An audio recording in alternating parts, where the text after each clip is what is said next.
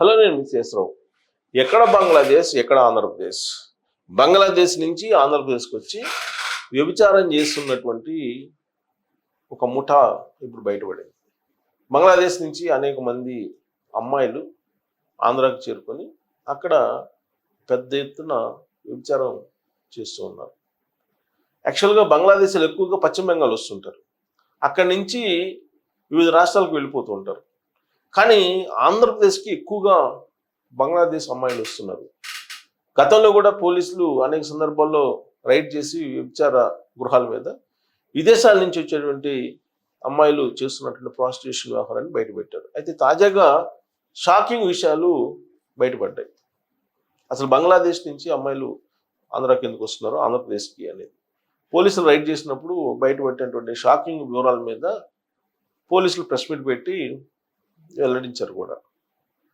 వాళ్ళు చెప్పిన దాని ప్రకారం అన్ని న్యూస్ పేపర్లో న్యూస్ వచ్చింది, అలాగే అన్ని వెబ్సైట్లో కూడా వచ్చింది. ఆ న్యూస్ ఏంటి అనేది నేను మీకు చదివి వినిపిస్తాను. యాక్చువల్గా పోలీసులు చెప్పినటువంటి వర్షనే అది, బట్ పోలీసులే షాక్ అయ్యారు. బంగ్లాదేశ్ అమ్మాయిలు ఆంధ్రప్రదేశ్ని అడ్డాగా చేసుకొని చేస్తున్నటువంటి వ్యభిచారం అనేది, దాంట్లో ఉన్నటువంటి కొత్త కోణాలు ఏవైతే ఉన్నాయో అవి పోలీసులకి కొంత ఆశ్చర్యానికి, మరి కొంత షాకింగ్కి గురి చేశారు. ఎందుకు వాళ్ళు ఏం చెప్పారనేది ఒకసారి మనం చదువుదాము. దీన్ని చదివి వినిపిస్తాను నేను.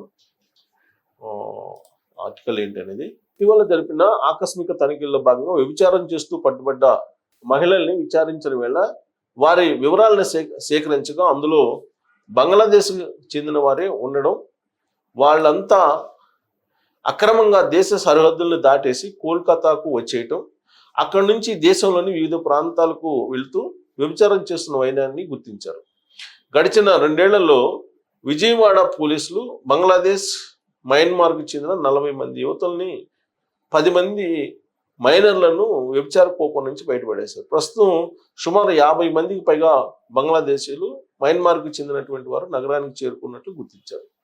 గత 2 ఏళ్ల నుంచి పోలీసులు ఆంధ్రప్రదేశ్లో తరచూ రైడ్స్ చేస్తూ ఉన్నారు. అయితే విచిత్రమైనటువంటి పరిణామం ఏంటంటే, బంగ్లాదేశ్, మయన్మార్కు సంబంధించినటువంటి మహిళలు పదుల సంఖ్యలో రావడం, మైనర్లు కూడా వాళ్ళల్లో ఉండడం అనేది ఆశ్చర్యకరమైన విషయం. ఇప్పుడు తాజాగా మళ్ళీ ఒక 50 మంది పట్టుబడ్డారు. అది ఆ రిపోర్ట్ పోలీసులు షాకింగ్ కలిగించేటువంటిది. అదే నేను చదివి వినిపిస్తాను, క్లోజప్లో చూపిస్తాను చదువుకోవడానికి మీకు కూడా. ఇక వీరిని వారి దేశాలకు తిరిగి పంపే ఏర్పాట్లు చేస్తున్నారు. ఈ మానవ అక్రమ రవాణా ఏ రీతిలో జరుగుతుందన్న అంశంపై ఏపీ పోలీసులు ఫోకస్ చేశారు. బంగ్లాదేశ్ నుంచి అక్రమంగా పశ్చిమ బెంగాల్కు చేరుకొని కొంతకాలానికి తమను తాము లోకల్గా చలామణి చేసుకుంటారు. వీరిలో కొందరు పురుషులు, మహిళలు కలిసి ఒక ముఠాగా ఏర్పడి ఈ దారుణానికి పాల్పడుతున్నారు. బంగ్లాదేశ్లోని పేద కుటుంబాలకు ఉపాధి సౌకర్యాలని అందిస్తామని, ఉద్యోగ సౌకర్యాలను అందిస్తామని చెప్తూ వారిని ఆకర్షిస్తుంటారు. మైనర్లకు 20,000 అడ్వాన్సు, యువతులకు 35,000 అడ్వాన్స్గా వాళ్ళ కుటుంబ సభ్యులకి ఇస్తారని, మొదట వారిని కోల్కతాకి చేర్చి ఆ తర్వాత వారికి విలాసవంతమైన జీవితాన్ని ఆస్వాదించవచ్చు అంటూ వ్యభిచార ఉచ్చులోకి దించుతున్నట్లు గుర్తించారు. భారత్కు చేరుకున్న తర్వాత బ్యూటీ పార్లర్లు, మసాజ్ సెంటర్లు, వ్యభిచారాల్లోకి, హోటళ్లలోకి పనిచేసేందుకు తరలిస్తున్నారు. సరిహద్దు గ్రామాలు, చెరువులు, ఖాళీ ప్రదేశాలు, సొరంగ మార్గాల ద్వారా పశ్చిమ బెంగాల్కు చేరుస్తారు. అక్కడి నుంచి కోల్కతాకు చేరిన అమ్మాయిలకు నకిలీ ఆధార్, ఓటర్ గుర్తింపు కార్డుని తయారు చేస్తారు. అనంతరం వారిని దళాలకు అప్పచెప్తారు. బంగ్లా, మయన్మార్ యువతులకు ఢిల్లీ, హైదరాబాద్, బెంగళూరు, ముంబై, చెన్నై, విశాఖపట్నం తదితర నగరాల్లో మంచి డిమాండ్ ఉంది. కోల్కతాకు చెందిన దళారులు 5 యువతులు, మైనర్లను ఆయా నగరాలకు తీసుకెళ్లి అక్కడ డేటింగ్ యాప్లు, స్పా సెంటర్లు, వ్యభిచార గృహాల నిర్వాహకులకు ఆయా మహిళల అందం, ఆకర్షణకు తగ్గట్లు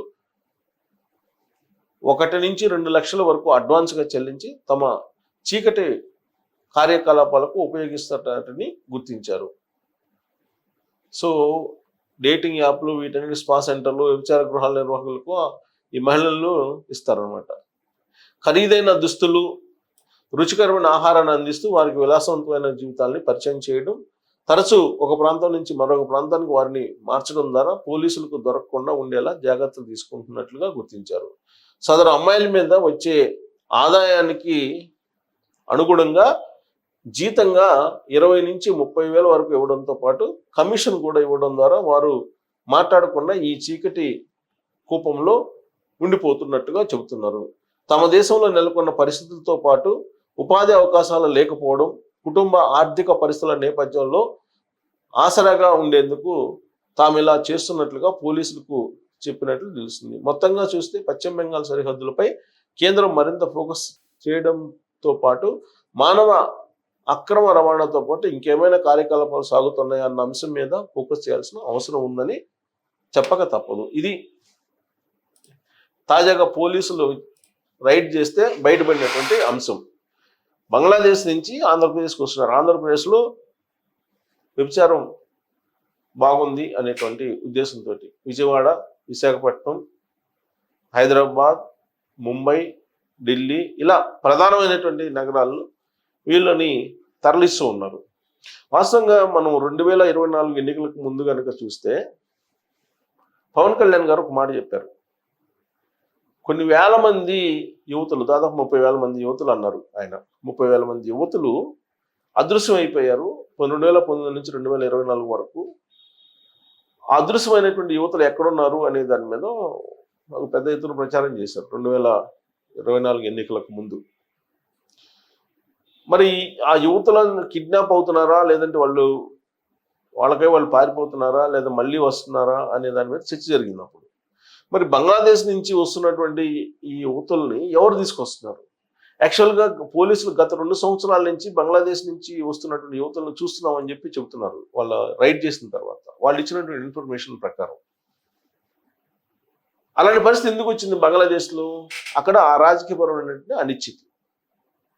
అక్కడ ఇప్పుడు రాజకీయంగా దారుణమైన పరిస్థితి నెలకొంది. ఆర్థికంగా ఆటోమేటిక్గా రాజకీయంగా అనిశ్చితి ఉంటే ఆర్థిక పరిస్థితి కూడా దారుణంగా మారుతుంది.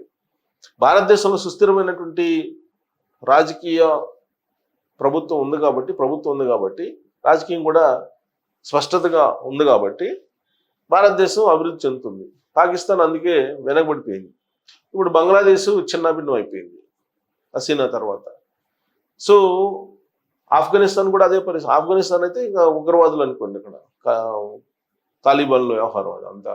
ఇప్పుడు బంగ్లాదేశ్కి సంబంధించి ఇప్పుడు మరి అక్కడి నుంచి యువతులు వస్తున్నారంటే బతుకు తెరువు కోసం, వాళ్ళు వ్యభిచారం చేస్తున్నారంటే ఏ రాష్ట్రాల్లో బాగుంటుంది అనే దాని మీద వాళ్ళు బ్రోకర్ల ద్వారా ఆధారపడి వస్తున్నారు.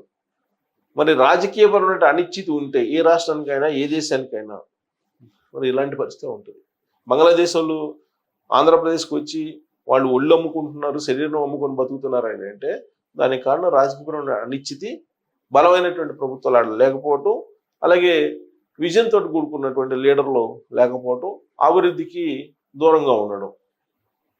మరి వాళ్ళని పశ్చిమ బెంగాల్ యువతల్ని చూస్తే ఆంధ్రప్రదేశ్లో ఉండేటువంటి వాళ్ళు రాజకీయపరమైనటువంటి స్థిరత్వాన్ని మరి కోరుకోవాలా లేదా అనే దాని మీద మీరు కామెంట్ రూపంలో తెలియజేసి. Thank you very much.